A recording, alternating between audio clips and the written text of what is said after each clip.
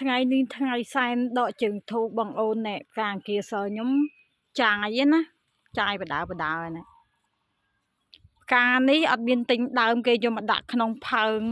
ឬក៏ដាក់ក្នុងពាងដើម្បីឲ្យចេញផ្កាណានេះដាំ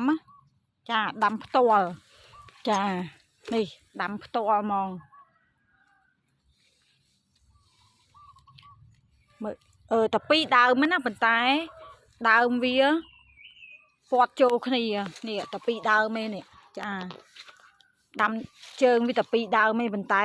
វាដុះមកមែកសាខា3ពាត់ចូលគ្នាស្អាតណាចេញផ្កាណែ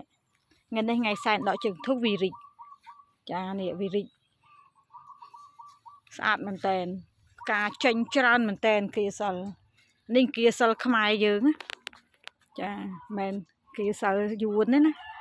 ណែមើលផ្កាណែផ្កាស្អាតណានេះផ្កាធ្លាក់សយោងមកស្អាតមែនតែន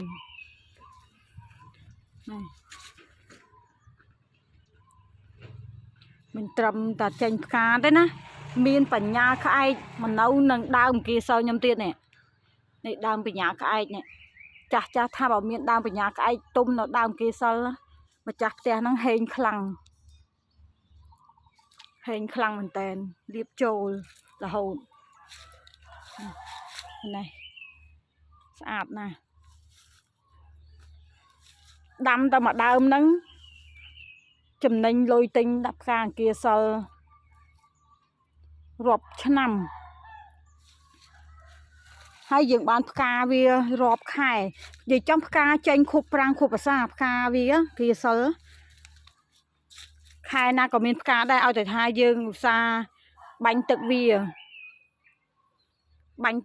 រាល់ថ្ងៃទៅមានតែពីរដើមហ្នឹងគឺមិនបាច់ទិញគេរាល់ឆ្នាំទេគឺចំណេញហ្មងចំណេញលើចំណេញ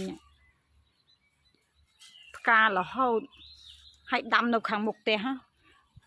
មានហុងស៊ុយល្អ